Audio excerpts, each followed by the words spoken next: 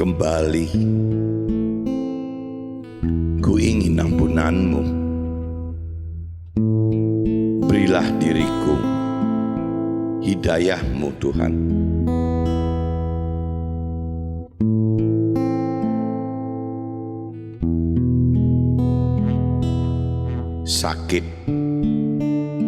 Sakit dan berkecamuk, rindu yang menumpuk. Aku jauh darimu, Tuhan.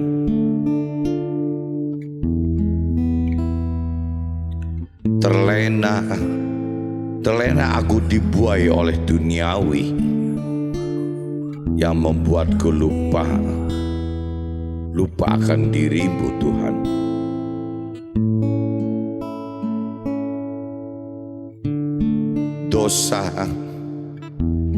Dosa yang menumpuk,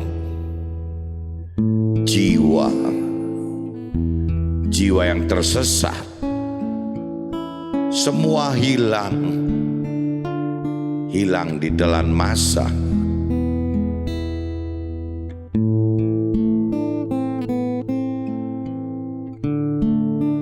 Ku ingin kembali, ku ingin ampunan-Mu. Berilah diriku hidayah-Mu.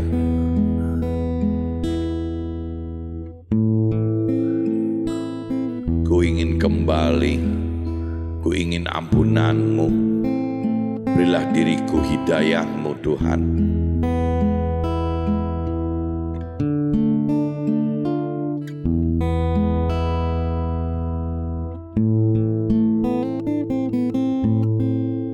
Aku jauh dari-Mu Tuhan. Terlena aku dibuai oleh duniawi yang membuatku lupa akan diri-Mu Tuhan.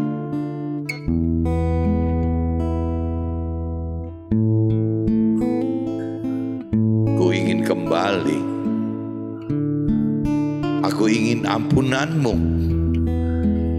Berilah diriku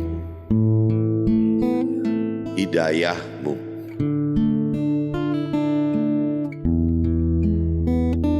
Tuhan, ku ingin ampunan-Mu.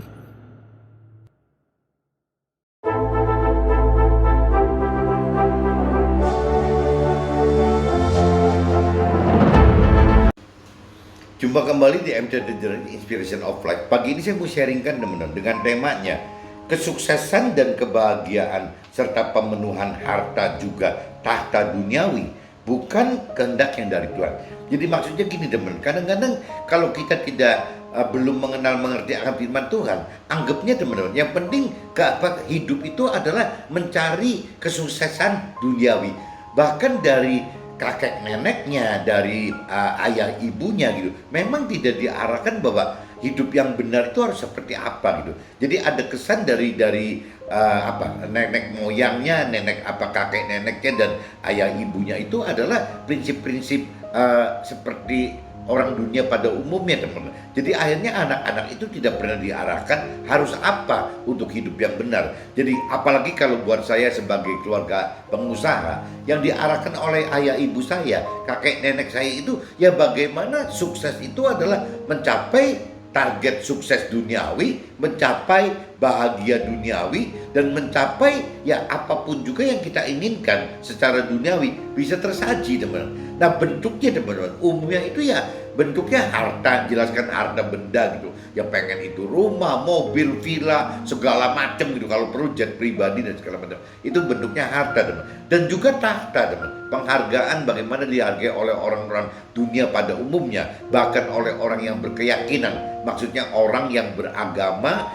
tapi belum mengenal Tuhan secara pribadi dengan benar, dan orang berkeyakinan juga belum mengenal firman Tuhan dengan benar teman-teman. Jadi cuman secara formalitas mengaku beragama seperti orang sering katakan cuman agamanya di KTP saja gitu. Jadi maksudnya cuma sebagai prasyarat warga negara ya di pemerintahan harus ada agamanya. Cuma sebatas itu teman-teman. Jadi kalau kita bicara target-target sukses hidup itu adalah dari sisi duniawi, dari sisi orang-orang dunia, dari sisi orang-orang yang berkeyakinan, baik itu ya terjadi karena ayah ibu kita, baik itu terjadi malah lebih panjang lagi karena kakek nenek kita gitu. Yang ujung-ujungnya begitu teman. Hidup itu adalah bagaimana dilatih dari awal mencapai kesuksesan dan kebahagiaan serta pemenuhan hal-hal harta dan urusan tata saja teman.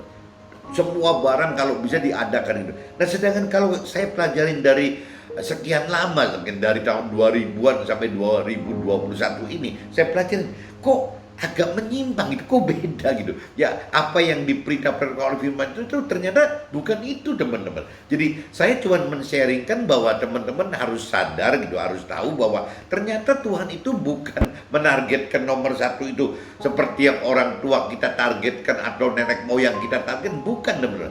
Yang Tuhan mau itu adalah bagaimana bukan target sukses duniawi, tapi bagaimana mencari keselamatan akhirat nanti di dalam surga gitu. Jadi intinya beda sekali teman-teman. Ada bicara sukses duniawi, ya nanti konversinya dengan keselamatan akhirat. Yang namanya bahagia duniawi, ya konversinya dengan bagaimana mendapatkan damai sejahtera di akhirat gitu. Dan kalau bicara pemenuhan nafsu duniawi, bukan itu loh. Yang penting ditargetkan oleh firman Tuhan, oleh Tuhan itu adalah bagaimana bisa masuk menjadi tim gitu. Tim kerajaannya Tuhan di dalam sorga gitu. Untuk memerintah warga-warga sorga yang masuk ke dalam sorga gitu. Jadi memang beda sekali teman-teman. Jadi apa ya? Saya kadang-kadang mikir kok dari awal-awal saya mau ikut Tuhan itu dari cara hidup saya yang dari keluarga, ayah, ibu, kakek, nenek yang dasarnya karena tradisi, karena adat istiadat aja, saya berubah mencari Tuhan itu untuk menjadi lebih sukses duniawi, lebih bahagia duniawi, lebih dapat dipenuhi kebutuhan duniawi. Ternyata salah teman-teman. Makin kesini saya pelajari salah, dan ya saya sekarang dalam kondisi di dalam persimpangan teman, antara saya mau balik lagi seperti dulu gitu ya sebagai orang duniawi gitu, seorang yang berkeyakinan, atau saya mau terus untuk bisa ya terus percaya apa yang Tuhan peraturkan teman. Karena bentuk percaya kepada Tuhan itu bukan cuma sekedar kita ngomong di luaran percaya, bahkan banyak orang dunia, orang berkeyakinan kalau bicara terhadap Tuhan itu bukan cuma percaya, saya mengimani gitu. Nah arti iman sebenarnya udah salah kaprah gitu. Ya iman itu kalau tanpa didasari dengan firman Tuhan gitu, apa yang diperintahkan oleh Tuhan, itu bukan iman, itu namanya keyakinan gitu. Jadi ini mesti dibedakan. Kalau kita beriman ya kita harus percaya, kita harus mengasihi, dan kita harus melakukan firman Tuhan teman. Berarti waktu melakukan firman Tuhan, kita harus mengenal firman Tuhan, kita harus mampu mengerti firman Tuhan, dan kita harus mampu menghidupkan roh Tuhan teman dalam kehidupan kita, supaya kita mampu mengerti firman Tuhan dan sekaligus kita mampu untuk beriman gitu, untuk percaya melakukan firman Tuhan. Tanpa roh Tuhan teman, rasanya nggak mungkin kita bisa melakukan firman Tuhan atau mengerti firman Tuhan pun kita tidak mungkin. Nah ini jadi tema ini teman-teman, pagi ini saya bikin seperti ini, kesuksesan dan kebahagiaan serta pemenuhan harta duniawi bukanlah kehendak Tuhan yang sebenarnya gitu. Itu adalah kehendak dari duniawi ya, dari orang-orang dunia, dari orang-orang berkeyakinan, bahkan ekstrimnya Tuhan teman-teman, itu adalah kehendak dari iblis itu. Bagaimana supaya manusia itu mendapatkan sukses duniawi, bagaimana mendapatkan bahagia duniawi, bagaimana dapat dipenuhi seluruh kebutuhan duniawi, sehingga manusia tidak pernah mencari akhirat lagi teman, tidak pernah mencari perintah dan peraturan firman Tuhan, tidak pernah mencari firman Tuhan. Kenapa? Karena sudah merasa nyaman dan aman tinggal di dunia ini. Nah kalau orang yang sudah mengerti akan firman Tuhan, mestinya kan sadar gitu bahwa di dunia ini kan sifatnya sementara. Tinggal masalahnya kita mau percaya Tuhan atau tidak gitu. Kalau kita percaya Tuhan ya kita harus ya mengiyakan dan mengaminkan bahwa tinggal di dunia ini adalah sementara, ya 70 sampai 80 tahun. Atau kalaupun terpanjang, katanya di firman Tuhan katakan yang terpanjang itu tidak ada manusia umurnya di atas 120 tahun. Tapi kalau kita ambil tarik rata-rata, firman Tuhan katakan 70-80 tahun, teman-teman. Nah kalau 78 tahun, kalau teman-teman yang seumur saya, keluarga saya yang seumur saya sudah lewat dari 55 tahun, apa yang mau diperbuat gitu? Ya nggak bisa. Jadi ini yang mesti keluarga saya dan teman-teman harus sadar bahwa ya harus secepatnya untuk kita mengenal dan mampu mengerti apa sih kehendak Tuhan gitu. Apabila kita percaya, kita mengasihi Tuhan, kita mau taat kepada Tuhan, ya mau nggak mau kita harus melakukan firman Tuhan. Tapi kembali lagi apa yang kita harus lakukan gitu. Kalau kita tidak mengerti dan tidak mengenal firman Tuhan, terus apa yang kita mau lakukan? Nggak ada, teman-teman. Jadi kalau buat saya pribadi, yang tadi saya katakan dari awal, saya mencari Tuhan itu bukan untuk mencapai keselamatan akhirat gitu, bagaimana untuk bisa damai sejahtera hidup di akhirat, bukan itu, teman-teman. Jadi saya benar-benar pure asli sebagai orang pengusaha dunia yang pengennya ya bagaimana ikut Tuhan Allah itu bisa jadi lebih sukses, lebih bahagia, lebih bisa apapun bisa kebeli gitu, seolah gitu, teman-teman. Jadi ini beda di situ. Nah ini sebelum masuk ke draft, teman-teman, apa yang saya ceritakan nanti dari pengalaman saya coba bicara ini sedikit dari dasar kitab Matius pasal 19, 16 sampai 26, teman-teman.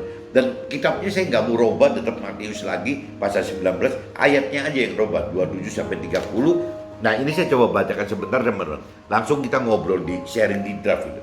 Jadi kalau kita judul kitab Matius pasal 19, teman-teman, coba teman-teman cari pasal 19. Ini udah yang umum sekali, ya judul perikopnya itu orang muda yang kaya, teman. Perikopnya judulnya itu gitu. Ada seorang datang kepada Nabi Isa dan berkata, "Guru, perbuatan baik apakah yang harus kuperbuat untuk memperoleh hidup yang kekal?" Jadi si orang kaya ini, orang muda yang kaya itu nanya ke Nabi Isa seperti itu. Nah jawab Nabi Isa, "Apakah sebabnya engkau bertanya kepadaku tentang apa yang baik?" Gitu, karena bagi Nabi Isa yang baik itu cuma Tuhan Allah gitu. Tidak ada yang baik, yang lain tidak ada yang baik. Yang baik itu cuma Tuhan Allah. Hanya satu yang baik. Tetapi jikalau engkau ingin masuk ke dalam hidup, turutilah segala perintah Allah gitu. Jadi kalau memang si orang muda yang kaya ini mau hidup gitu, ya mau nggak mau ya harus ngikutin melakukan firman Tuhan, nanti dapat mendapatkan kehidupan, dalam arti kata ya masuk ke dalam sorga. Intinya itu, teman-teman.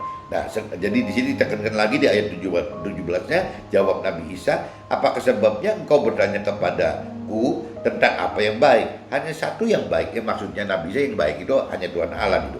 "Tetapi jikalau engkau ingin masuk ke dalam hidup, turutilah segala perintah Allah." Berarti kan turutilah mentaati, melakukan segala macam perintah dan peraturan firman Tuhan. Nah pertanyaannya, kita sudah mengerti belum gitu akan firman Tuhan? Kalau kita belum mengerti, terus apa yang kita mau lakukan? Nggak bisa melakukan apa-apa gitu, tidak bisa mentaati dan menuruti apa yang diperintahkan ya oleh Tuhan Allah gitu. Kata orang itu kepadanya, kata orang muda yang kaya itu kepada Nabi Isa, "Perintah yang mana?" Nah, kata Nabi Isa, "Jangan membunuh, jangan berzina, jangan mencuri, jangan mengucapkan saksi dusta, hormatilah ayahmu dan ibumu, dan kasihilah sesamamu manusia seperti dirimu sendiri." Jadi Nabi Isa jawab ke orang muda yang kaya itu seperti itu. Itu syarat-syarat standar bisa masuk ke dalam surga itu seperti itu, teman-teman. Nah banyak orang kalau cuma sebatas syaratnya seperti ini, jangan-jangan tuh, teman-teman, orang dunia yang baik, orang yang berkeyakinan yang baik, yang orang tuanya baik, yang kakek neneknya baik, sudah lakukan itu, teman-teman. Yang disebut tadi itu, jadi kalau Nabi Isa katakan jangan membunuh, orang dunia dan orang berkeyakinan yang baik juga tidak membunuh kok ya. Jangan berzina, orang yang dunia yang baik dan orang yang berkeyakinan yang baik juga tidak berzina gitu ya. Jangan mencuri, mereka juga nggak mencuri. Jangan mengucapkan saksi dusta, mereka juga tidak mengucapkan saksi dusta. Hormatilah ayahmu dan ibumu, sudah, mereka sudah hormati. Kasihilah sesamamu manusia seperti dirimu sendiri, sudah juga dilakukan. Jadi orang kaya, orang muda dan kaya ini rupanya sudah memang benar-benar orang yang taat melakukan firman Tuhan secara teori, teman. Bukannya mereka nggak lakukan itu. Jadi waktu itu zamannya kitab Taurat kan. Jadi si orang muda yang kayak ini sudah berlaku kitab Taurat gitu. Tapi bagi Tuhan itu tidak cukup, teman-teman. Ternyata tidak cukup. Kalau kita hanya melakukan firman Tuhan itu dari logos, bentuknya hukum yang baku gitu, untuk Tuhan tidak bisa maksimal. Kalau kita melakukan firman Tuhan itu dengan dasarnya logos, dengan jiwa kita sendiri, bukan jiwa dalam arti bukan pikiran, perasaan, kehendak Tuhan, itu akhirnya ya cuman kebalik lagi. Yang namanya perintah firman Tuhan itu adalah cuman sifatnya hukum aja, teman, baku hukum gitu, dan mati, tidak bisa bergerak. Sedangkan firman Tuhan kan hidup gitu. Nah ini kalau kita perdalam urusan rohani itu, nanti kita akan tahu bahwa firman Tuhan yang Tuhan maksud bentuknya logos, maksudnya tertulis atau teori saja, teologi saja, dan juga firman Tuhan yang bentuknya rema. Rema adalah firman Tuhan yang hidup, padahal firmannya sama gitu. Firman yang jadi logos dan firman yang jadi rema itu sama, teman. Cuma bedanya kalau yang logos itu istilahnya roh Tuhan tidak hidup gitu. Kalau yang rema roh Tuhan hidup. Sehingga bedanya kalau yang logos itu timbul pikiran, perasaan, kehendak dari manusianya yang baca itu, teman-teman. Tapi kalau dari rema yang timbul firman itu adalah dari pikiran, perasaan, kehendak Tuhan, teman. Karena roh Tuhan yang menghidupkan itu memberi pengertian kepada kita. Bedanya cuma itu aja, teman-teman. Cuma kata orang muda yang kaya ini, dia katakan kepada Nabi Isa, "Lah saya udah lakukan itu semua kok." Gitu.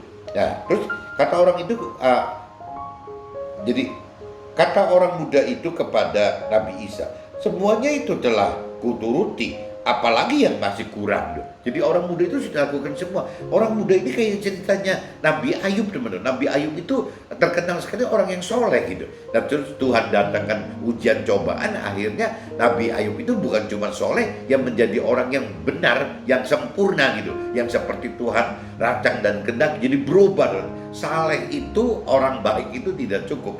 Ini orang muda yang kaya pun sama. Apabila orang muda yang kaya ini menantang kepada Nabi Isa, "Apalagi saya bisa buat?" Ya baru Nabi Isa jawab. Kata Nabi Isa kepadanya, "Jikalau engkau hendak sempurna." Nah ini ceritanya, bukan cuma baik, teman-teman, tapi pengen benar dan sempurna. Apabila orang muda dan kaya itu ingin benar, ingin sempurna gitu, "Pergilah, jualah segala milikmu dan berikanlah itu kepada orang-orang miskin, maka engkau akan beroleh harta di sorga. Kemudian datanglah kemari dan ikutlah aku." Nah ini kalau kita mau sempurna begini, teman, bagaimana caranya? Ikutlah Nabi Isa itu dalam artinya mau ikut suruh apa gitu ya? Bukan kan, pasti suruh ikut itu dalam artinya suruh ikut mengajarkan firman Tuhan, teman. Nah tinggal kalau memang orang muda dan kaya ini punya talenta mengajarkan teologi, teori rohani, ya silakan gitu. Ya ikut Nabi Isa untuk memberitakan untuk menyampaikan teori-teori rohani atau teologi itu. Tapi kalau orang muda dan kaya itu tidak bertalenta untuk mengajar, teman, ya bisa juga istilahnya memberitakan firman Tuhan. Memberitakan firman Tuhan adalah bentuk pengajaran, sama aja, teman. Memberitakan apa yang terjadi dalam hidup kita gitu. Ya, dan juga yang terkait dengan Tuhan pribadi dan firman Tuhan. Nah, yaitu talenta-talentanya kita yang di marketplace di dunia sekuler, teman, ya, baik itu pengusaha, baik itu orang-orang karir. Lepas itu agamanya apa loh, teman-teman. Jadi kalau saya maksud pagi ini, ya kalau yang Nasrani ya sudah lah, karena memang muhasanya rohani, yang memberitakan kebenaran firman Tuhan dari sisi dari Nasrani. Tapi kalau bicara Muslim, yang memberitakan kesaksian firman Tuhan ya dari sisi Muslim gitu, dari Al-Qur'annya, apa yang terjadi di Al-Qur'an. Kalau di Nasrani berarti apa yang terjadi di Alkitab. Begitupun agama-agama yang lain, teman. Jadi masing-masing itu harus mengajarkan dalam bentuk, kalau untuk pengusaha dan orang karir gitu, untuk orang yang di dunia sekuler dan marketplace, ya harus mengajarkan dalam bentuk memberitakan kesaksian hidup bersama Tuhan gitu, dan terkait dengan firman Tuhan untuk agama masing-masing, teman-teman. Jadi nggak usah saling harus saya mesti belajar agama lain, teman-teman pelajarin agama saya, nggak usah gitu. Ya udah, lanjutkan aja yang firman Tuhan katakan apa, ya itu kita saksikan aja, teman-teman. Menurut saya seperti itu, teman, sehingga jadi saya bisa bicara lebih universal gitu. Saya bicara kalau sharing seperti ini, ya saya pengennya universal teman-teman, karena Tuhan juga universal kok. Tuhan juga pengen semua manusia selamat gitu, tidak dipilih-pilih agamanya apa. Semua manusia bagi Tuhan sama dan harus selamat gitu, berusaha untuk selamat gitu. Nah itu katakan begitu teman-teman. Jadi harus ikutlah aku itu, datang kembali dan ikutlah aku itu tidak lain dalam bentuknya pengajaran, bagaimana mengajarkan kepada sesama kita. Tidak cuma kita saja sebagai pelaku firman, tapi kita juga mengajarkan ke sesama kita bagaimana untuk melakukan firman gitu. Nah nanti bonusnya itu ya nanti saya cerita di ayat yang lain. Terus mendengarkan perkataan itu, pergilah ia sedih. Nah ini nih, jadi orang muda itu, ketika orang muda itu mendengar perkataan Nabi Isa seperti itu, pergilah orang muda kaya itu dengan sedih sebab banyak hartanya. Jadi kalau sampai mesti dijual, dibagikan ke fakir miskin, ujung-ujungnya suruh ngikut sama Nabi Isa mengajarkan teori-teori firman Tuhan atau memberitakan kesaksian hidup, ya apa gitu? Apa yang didapat oleh orang muda yang kaya ini? Tidak dapat secara harta duniawi loh teman. Secara harta tahta itu tidak dapat apa-apa gitu. Tapi maksudnya Nabi Isa, maksudnya firman Tuhan, maksudnya Tuhan Allah, nanti orang yang mau seperti Nabi Isa sarankan itu nanti mendapatkan satu imbalan gitu, hadiah, bonus yang di dalam sorga itu teman-teman. Ya masuk ke dalam sorga dalam posisi menjadi tim kerajaannya Tuhan di dalam surga. Itu bonusnya teman-teman. Untuk hidup sempurna itu bonusnya itu. Tapi kalau sekedar untuk masuk ke dalam surga saja, ya seperti orang kaya muda ini yang baik gitu, jadi orang dunia yang baik, jadi orang yang berkeyakinan yang baik pun, ya mestinya menurut versi firman Tuhan sudah masuk ke dalam surga. Tapi tidak masuk ke dalam timnya Tuhan di dalam surga yang mimpin warga-warga surga ini teman-teman. Nah kalau dari hitungan teori rohani kan disebutnya kan semua manusia kan terbagi dari 12 suku teman-teman. Nah ini seolah jadi kita ini adalah yang ngatur 12 suku yang Tuhan bikin itu gitu teman. Ya cuman beda di situ aja kalau kita mau sempurna gitu. Tapi kalau kita mau hidup baik saja ya masuk ke dalam sorga. Teorinya firman Tuhan seperti itu. Lepas agamanya apa loh teman-teman. Bahkan tidak beragama pun kalau mereka melakukan firman Tuhan tanpa sadar gitu, ya berarti tetap Tuhan anggap kebaikan. Tetap aja penghukuman itu bisa masuk ke dalam sorga gitu. Nah Nabi Isa berkata kepada murid-muridnya, nah, ketika orang muda itu mendengar perkataan itu, pergilah ia dan sedih sebab banyak hartanya. Terus Nabi Isa berkata kepada murid-muridnya, aku berkata kepadamu, sesungguhnya sukar sekali bagi seorang kaya untuk masuk ke dalam kerajaan sorga. Nabi Isa katakan begitu ke murid-muridnya gitu. Di sini ada kata sukar sekali, sesungguhnya sukar sekali bagi seorang kaya untuk masuk ke dalam kerajaan surga. Nah saya pernah sharingkan teman-teman, kalau seandainya orangnya tidak kaya gimana? Apa mudah masuk surga? Saya pernah sharingkan ini, ternyata juga tidak mudah teman-teman. Cuman bedanya gitu, kalau yang orang yang kaya gitu, orang yang kaya itu di sini ada kata sesungguhnya sukar sekali bagi seorang kaya untuk masuk ke dalam kerajaan surga, ada kata-kata sukar sekali teman-teman. Tapi kalau orang yang tidak kaya, jangan-jangan teman-teman tidak ada sukarnya, ya tidak ada sekalinya. Jadi cuma sebutannya sesungguhnya sukar bagi ya orang yang tidak kaya untuk masuk ke dalam kerajaan surga. Ya bedanya cuma gitu aja teman. Tapi dua-duanya sukar gitu. Bukan berarti kalau orang kaya itu sukar sekali, terus kalau orang tidak kaya jadi mudah masuk surga. Ternyata juga tidak teman. Orang yang tidak kaya pun sukar masuk surga, tapi tidak ada sukar sekali. Kenapa? Karena kalau orang yang tidak kaya tidak mikirkan harta bendanya teman, tidak mikirkan tahtanya gitu, tidak memikirkan hal-hal duniawi yang sudah disimpan oleh mereka gitu, yang deposito sekian banyak setiap hari dilihatin. Terus orang yang tidak kaya tidak memiliki itu teman-teman. Jadi memang orang yang tidak kaya itu tidak sesukar yang orang kaya mencari masuk ke dalam surga gitu. Tapi bukan berarti orang tidak kaya itu mudah, bukan teman. Jadi sebenarnya pengen kaya atau tidak kaya, kuncinya itu kalau menurut saya ya balik lagi di kedalaman mengenal firman Tuhan, di dalam kemampuan untuk mengerti firman Tuhan, dan juga keberanian beriman untuk melakukan firman Tuhan. Cuman bedanya di sini teman, tidak ada kaya dan tidak kaya gitu. Ya dua-duanya yang kaya dan tidak kaya bisa-bisa tidak masuk ke dalam surga selama yaitu kedalaman pengenalan firman Tuhannya, yang apa kemampuan mengerti firman Tuhannya, keberanian untuk beriman untuk melakukan firman Tuhan juga tidak ada. Ya kembali lagi, selama manusia tidak menghidupkan roh Tuhan di dalam masing-masing manusia, lepas itu kaya atau tidak kaya, ya susah teman-teman, susah untuk masuk surga gitu.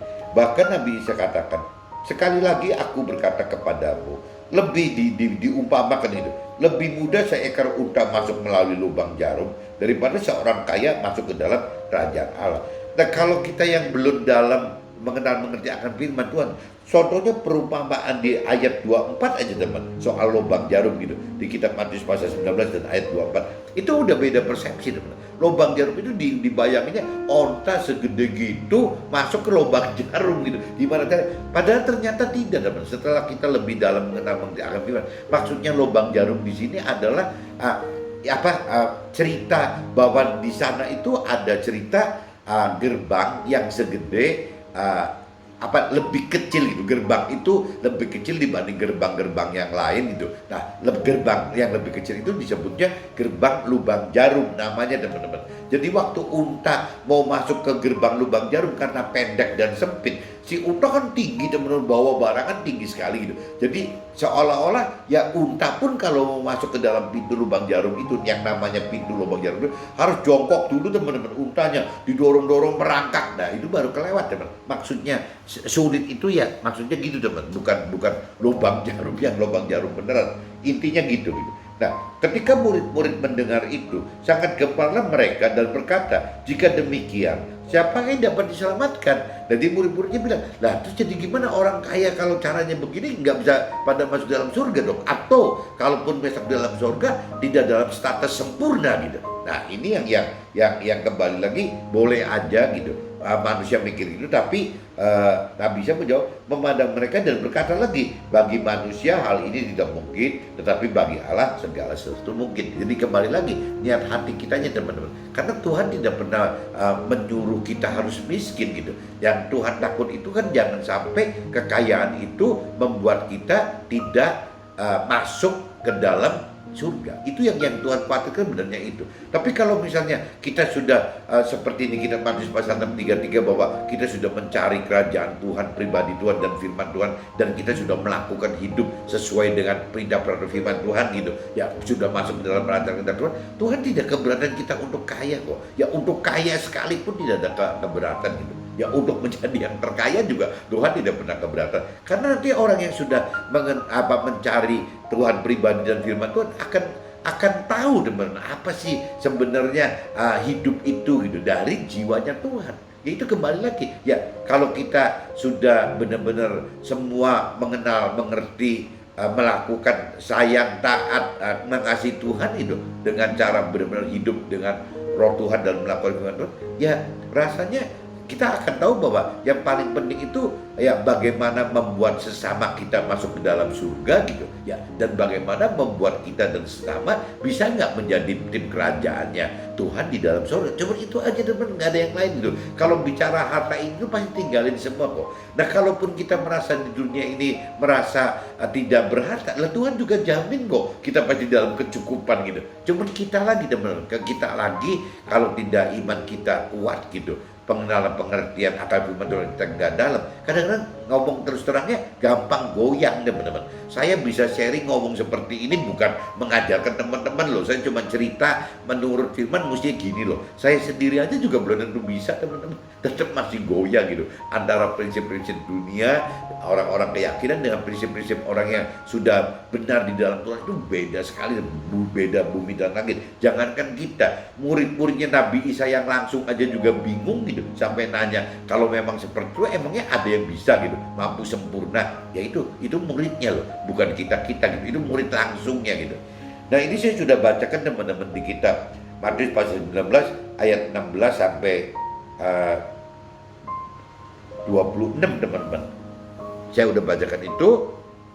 Nah, sekarang saya masuk ke dalam yang kedua, kitab Matius tetap pasal 19 tetap ayatnya 27 sampai 30 teman. Nah, perikopnya judulnya upah mengikut firman Tuhan gitu. Secara universal saya baca begitu. Upah mengikut atau upah ya dalam arti kata melakukan firman Tuhan gitu.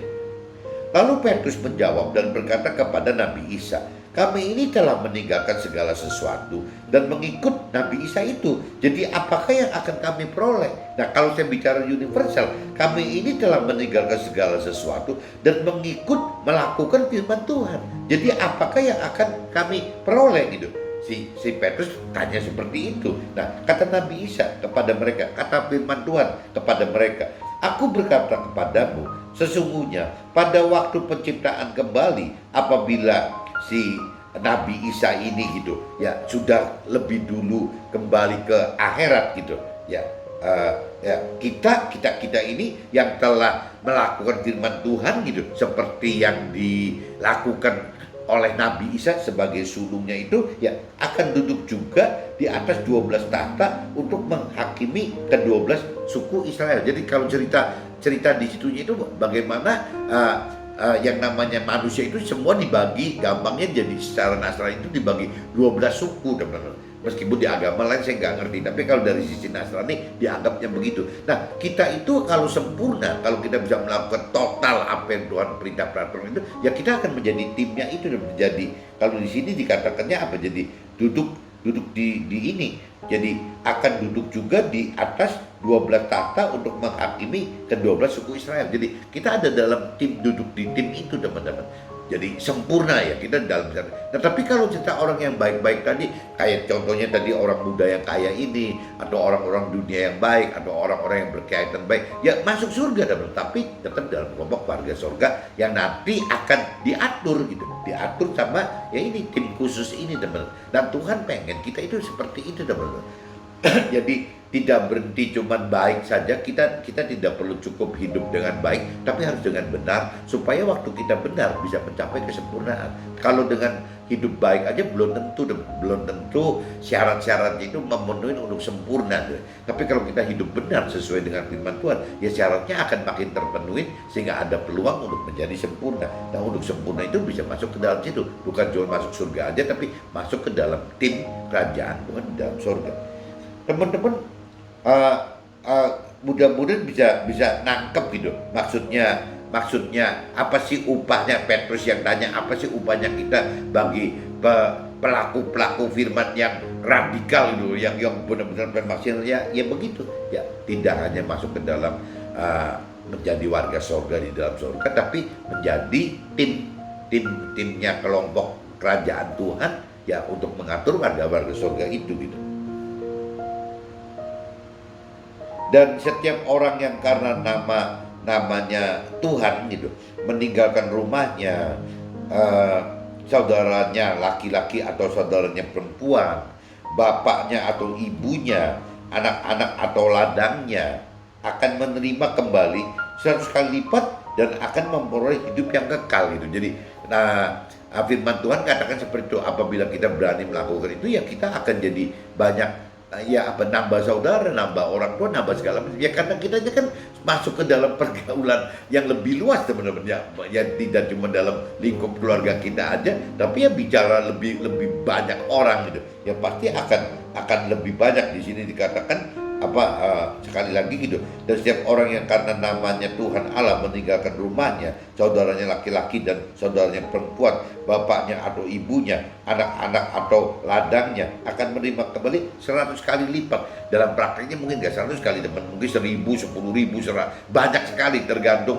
ya kita mau memberitakan, mengajarkan lewat pemberitaan firman Tuhan itu sampai seberapa gede teman, seberapa luas gitu. Ya kalau Tuhan mau ya kemana-mana. Nah, waktu kita memberitakan firman Tuhan kemana-mana, ya itu kita butuh balik lagi, butuh kaya teman, butuh duit gitu, butuh dana ya untuk bisa mensupport pelayanan kita menjadi alat Tuhan itu teman-teman. Jadi gunanya duniawi itu ya hanya untuk itu teman-teman, nggak ada yang lain gitu. Nah cuman kalau kita tidak mengerti dalam akan firman Tuhan, ya kadang-kadang ya kembali lagi kita bertuhan-tuhan ria itu sebenarnya bukan untuk yang seperti Tuhan rancang kendaki, tapi untuk yang seperti kita rancang dan kendaki kita sebagai manusia loh. Nah kalau kita sebagai manusia ya pasti terpengaruh teman-teman dengan istilahnya diganggu oleh si iblis gitu kan. Ya rancangan kendaknya iblisnya juga mengganggu, seperti harimau ompong yang katanya berkeliling di antara kita setiap saat gitu. Ya seperti itu teman-teman gitu. Ya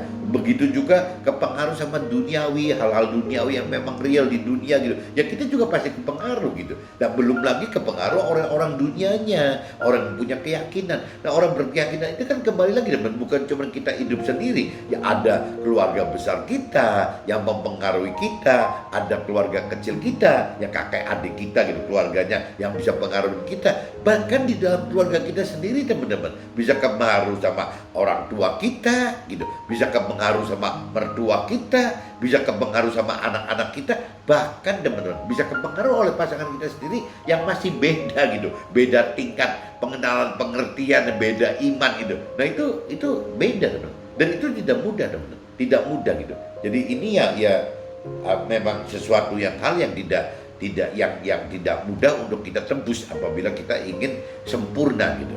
Ya, jadi sempurna itu begitu teman. Bagaimana kita hidup benar untuk bisa lebih menggapai kesempurnaan. Kalau hidup baik rasanya syaratnya tidak mungkin untuk cukup bisa menggapai kesempurnaan. Ya gitu teman. Nah, tapi Tuhan ingatkan di sini juga di firman Tuhan ingatkan, tetapi banyak orang yang terdahulu akan menjadi yang terakhir, dan yang terakhir akan menjadi yang terdahulu. Nah, firman Tuhan di kitab Matius 19 ayat 30 ini mengingatkan begitu teman-teman. Tetapi banyak orang yang terdahulu akan menjadi yang terakhir, dan yang terakhir akan menjadi yang terdahulu. Ya sama aja orang muda yang kaya tadi teman-teman. Ya kalau orang muda yang kaya itu tidak berubah, ya dia itu menjadi orang yang baik, berarti setak gitu loh. Tapi mungkin Petrusnya segala macam orang-orang yang tadinya tidak sesoleh, tidak sebaik si orang muda yang kaya itu, ya mungkin bisa menyusul gitu. Karena apa? Karena pengenalan pengertian firman Tuhan udah lebih dalam gitu. Kemampuan mengerti firman Tuhan akan lebih mampu. Keberanian untuk beriman melakukan firman Tuhan sudah lebih beriman. Nah ini semua ya karena mereka orang-orang yang di luar, orang muda dan kaya yang berhenti itu ya terus mencari Tuhan, terus berani gitu untuk melakukan firman Tuhan sampai mendapatkan ya menghidupkan roh Tuhan itu teman-teman. Ini saya sudah bacakan kitab Matius pasal 19 ayat 6 sampai 26, 16 sampai 26, dan saya sudah bacakan kitab Matius pasal 19 ayat 27 sampai 30. Nah, sekarang saya masuk ke draft aja teman-teman, ke dalam draft saya gitu. Siapa tahu bisa lebih jelas. Dunia yang diisi mayoritas orang-orang dunia dan juga orang-orang berkeyakinan. Ya maksudnya orang berkeyakinan itu yang tidak mengenal Tuhan secara pribadi dan firman Tuhan akan beranggapan hidup harus dengan target duniawi, yakni targetkan hidup untuk mencapai kesuksesan dan kebahagiaan serta pemenuhan hal duniawi. Tadi sebelum sharing waktu saya kupas tema, saya udah singgung ini, mudah-mudahan teman bisa nangkap juga. Dan cuman intinya ya cuman begitu aja teman-teman. Intinya itu kalau orang-orang yang tadi saya katakan dari setatnya iblis dulu deh. Iblis itu memang membuat bagaimana gitu. Dia itu seolah mempropaganda bahwa ya orang hidup itu harus sukses duniawi, mencapai target sukses duniawi, harus bahagia duniawi, dan harus bisa terpenuhi semua kebutuhan duniawi. Caranya segala macam dihalalkan oleh iblis kok. Itu iblis itu seperti itu teman-teman. Jadi iblis itu membuat mudah mencapai itu karena segala macam cara dihalalkan gitu. Ya untuk mencapai target sukses duniawi, iblis halalkan semua cara. Untuk mencapai kesuksesan kebahagiaan duniawi, iblis mengizinkan menggunakan segala cara gitu. Nah, untuk memenuhi nafsu itu boleh dapatnya dengan segala cara. Nah, akhirnya begitu jadi koruptor, ya jadi orang yang jadi narkoba, orang yang kecanduan ini, kecanduan itu gitu. Ya timbulnya gitu teman-teman. Ya jadi karena memang iblis izinkan semua. Itu cerita dari sisi iblis. Nah kalau dari sisi situasi kondisi dunia pada umumnya gitu, ya memang membuat begitu juga teman-teman, ngarangnya sama gitu, seperti si iblis ini sama gitu. Jadi target itu bagaimana mencari sukses duniawi, kebahagiaan duniawi, pemenang seperti sama, dunia mendakin itu. Nah kalau kita mengacu lagi ke orang-orang dunia gitu, yang mayoritas gitu, ya cuma mikirnya juga sama teman-teman. Ya orang dunia seperti itu gitu. Nah, begitu kita menoleh kepada orang-orang yang berkeyakinan, maksudnya kelompok orang ini paling banyak nih, teman. Kalau orang dunia sama orang yang benar-benar pelaku firman itu dikit-dikit lah. Orang yang berkeyakinan ini loh, teman, yang tidak sadar ya bahwa dia itu merasa sudah bertuhan, sudah beragama, tapi tidak pernah mengenal pribadi Tuhan Allah dan tidak pernah mengenal firman Tuhan Allah gitu. Nah ini konyol nih, teman. Ini yang mayoritas. Jadi kalau kenapa kita yang pengen berbuat benar itu jadi susah gitu, seperti yang tadi yang muridnya Nabi Isa tanyakan itu kan susah kalau gitu untuk menjadi melakukan. Ya memang kembali lagi karena ketemunya dengan pembandingnya gitu, teman-teman. Ketemu si iblisnya juga, iblisnya ngomong begitu, dunia bawaannya juga memang dunia seperti itu bawaannya, masuk ke orang dunia yang orang dunia juga berpikirnya seperti itu, bahkan orang yang punya keyakinan berpikir seperti itu, bahkan orang berkeyakinan itu teman-teman ada di mana-mana gitu. Yang tadi saya katakan, bisa di masyarakat kita, bisa di komunitas kita, bisa di keluarga besar kita, bisa di keluarga kecil kita, bisa di dalam keluarga kita sendiri, bahkan bisa di dalam pasangan hidup kita loh, yang setiap hari bareng gitu, ya bisa juga gitu. Nah ini yang bedanya gitu, teman-teman. Orang dunia atau orang yang berkeyakinan yang tidak mengenal Tuhan, mengenal Tuhan secara pribadi dalam firman Tuhan, maka akan sangat bergantung dengan gen atau DNA orang tuanya gitu. Jadi kalau orang yang dunia atau orang yang berkeyakinan yang tidak mengenal Tuhan pribadi secara pribadi dan firman Tuhan, maka ya otomatis akan lebih diawali dengan sifat-sifat dan karakter gennya, teman-teman. Ya bawaannya, DNA-nya gitu. Jadi kan kalau bicara kita hidup di dunia ini kan ada dua, teman. Ada yang gen atau DNA-nya memang dari orang tua kita, tapi kan kita mau rubah gitu menjadi gen dan DNA-nya dari Tuhan Allah gitu. Kita pengen seperti itu. Nah tapi kalau kita tidak mengenal Tuhan Allah, bagaimana gen dan DNA Tuhan Allah bisa masuk ke dalam kita? Ya dibelajarin oleh kita gitu. Tapi kalau bicara gen dan DNA-nya dari orang tua kita, itu sih nggak usah dipelajarin juga, udah bawaannya begitu, teman-teman. Ya yang namanya kebiasaan seekor ular ya seperti itu gitu. Beda dengan gen DNA seekor kupu-kupu gitu. Dan justru kita bagaimana diajar dari dunia ini berubah menjadi rohani. Kita diajar itu bagaimana dari ular menjadi kupu-kupu. Gampangnya gitu, teman-teman. Ya kita harus transformasi, kita harus mengalami perubahan gitu. Jadi kalau cerita di sininya orang dunia atau orang berkeyakinan yang tidak mengenal Tuhan pribadi dan firman Tuhan, maka akan sangat bergantung dengan gen atau DNA orang tuanya. Ada yang baik dan ada yang jahat gitu. Dari gen itu kan manusia itu kan ada yang baik dan ada yang baik, yang jahat gitu. Yang baik akan mengasihi sesama dan yang jahat akan tidak peduli kepada sesama. Bahkan ada kecenderungan menjahati sesama. Jadi kalau pakai rumusnya gennya kebenaran DNA, gennya baik, ya pasti akan mengasihi sesama gitu. Nah, tapi sebaliknya kalau memang gen DNA-nya jahat, ya bisa tidak peduli atau bisa jahatin sesama gitu. Orang dunia yang baik hidup dengan yang diajar leluhur. Jadi orang dunia yang baik itu umumnya hidup dengan yang diajar oleh leluhur, dan orang yang berkeyakinan yang baik, yang percaya dan terima Tuhan gitu. Jadi kalau ini ada dua, teman-teman. Orang yang dunia yang baik itu ya dia kebaikannya diajar oleh leluhurnya gitu.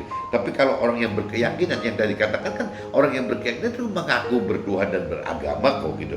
Nah yang baik itu yang percaya dan terima Tuhan serta mengenal firman Tuhan dalam jiwa sendiri, akan lakukan firman dengan kehendak jiwa sendiri, bukan dengan jiwa Tuhan, sehingga firman-Nya jadi logos. Jadi orang yang berkeyakinan yang baik itu anggaplah bisa mengenal firman Tuhan, teman-teman, tapi dari persepsi, pikiran, perasaan, kehendak sendiri, dari jiwanya si manusia itu sendiri. Jadi akhirnya lumayan sih gitu. Yang lumayan lah ya ada batas-batas ya melakukan firman Tuhan, tapi tidak total itu, tidak secara benar semua gitu. Jadi hanya pilih-pilih aja. Ya ujungnya tadi ya jadi baik bukan benar gitu. Kalau benar itu kan harus melakukan semua, teman. Melakukan total baru bisa mendapat privilege di dalam tim Tuhan di dalam kerajaan sorga. Ya bedanya cuma di situ teman-teman. Nah teman-teman yang berkeyakinan itu kalaupun mengenal dan melakukan firman Tuhan dari jiwanya dia sendiri, ya cuma bisa ujung-ujungnya cuma dapat logos teman, bukan rema gitu. Karena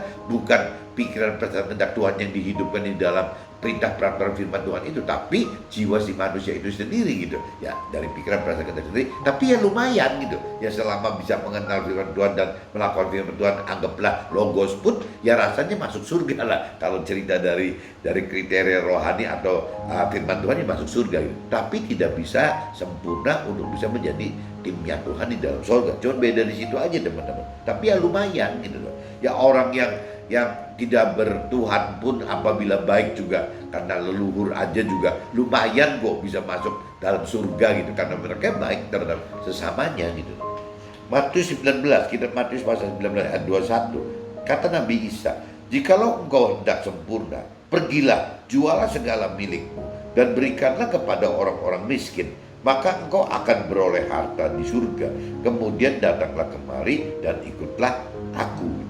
Nah ini yang tadi orang muda, jadi orang muda yang kaya itu yang akhirnya berhenti teman-teman. Jadi ya cuman berhenti begitu, tapi ya dia lebih berpegang kepada harta bendanya gitu. Ya baik gitu, mereka orang-orang muda yang kaya ini juga baik, tapi cuma berhenti di situ karena tidak berani melepaskan harta benda duniawinya untuk bisa melangkah lebih lanjut kepada instruksi perintah peraturan Tuhan lebih lanjut gitu. Ya mungkin orang muda ini jadi warga biasa gitu, warga surga, bukan masuk ke dalam timnya Tuhan di dalam surga. Ya cuma itu aja teman-teman. Nah yang tadi saya katakan itu kan kalau bagi orang-orang awam, bagi keluarga saya atau teman-teman, bahkan saya sendiri, keluarga saya sendiri, sama teman-teman, ya masa sih suruh ngejual begitu gitu. Maksudnya ngejual bagian ke harta ke orang miskin itu bukan real begitu teman-teman. Jadi sebatas pola pikir kita bisa beranggapan kita ini tidak terikat oleh harta benda aja, ya sudah, berarti kita sudah lakukan itu teman. Adapun nanti harta benda kita mau dipakai untuk apa, ya kita tunggu instruksi Tuhan. Karena apa? Karena balik lagi firman Tuhan kita yang sudah hidup berupa rema gitu. Jadi bukan diobral, diboros-borosin hartanya, bukan begitu. Maksudnya bukan begitu. Jadi intinya bagaimana kita bisa melepaskan ikatan harta benda di dalam pikiran perasaan kehendak kita, itu yang Tuhan maksud itu teman. Adapun pemanfaatan hal-hal duniawi ya Tuhan nanti manfaatkan ya paling untuk ujung-ujungnya untuk bagaimana butuh dana, butuh budget untuk pelayanan selama menjadi alat Tuhan teman-teman. Yang baik itu mengajarkan firman Tuhan atau baik itu memberitakan kebenaran firman Tuhan gitu. Ya tetap kita butuh dana itu teman-teman. Nah ini yang penting itu gitu. Jadi kalau cerita beroleh kemudian datanglah kemari dan ikutlah aku, ya tadi saya udah jelaskan bahwa kalau dari versinya firman Tuhan dari Tuhan Allah ya ikut Nabi Isa itu ya bagaimana menjadikan Nabi Isa itu sebagai sulung ya untuk mengajarkan firman Tuhan atau memberitakan firman Tuhan itu gitu. Dan bagi si kaya ya mungkin belum sampai imannya atau pengertiannya ada di situ, terus emangnya gue dapat apa gitu kalau ia mengikuti yang Nabi Isa lakukan sebagai sulungnya, terus apa gitu? Ya apa yang didapat? Ya nggak dapat cuan gitu, nggak dapat duit gitu. Ya pasti kalau larinya, kalau orang dunia kan mikirnya gitu teman. Sedangkan Tuhan kan bukan itu loh. Nanti lu dapat yang namanya timnya kita di dalam surga, timnya Tuhan dalam surga gitu. Tapi kalau orang dunia kan nggak ngarepin itu, teman. Ngapain jadi timnya Tuhan di dalam surga? Yang penting cukuplah bisa masuk surga juga, jadi bisa nikmatin dua-duanya kok. Di duniawi masih lumayan nikmatin, di dalam akhirat juga bisa, di dalam surga masih masuk gitu. Nah ada orang yang berpikir begitu, makanya itu kategorinya orang baik teman. Bukan orang benar yang total bisa sempurna, itu kategorinya orang yang baik yang susah untuk masuk ke dalam kesempurnaan yang Tuhan inginkan gitu. Bedanya gitu teman-teman.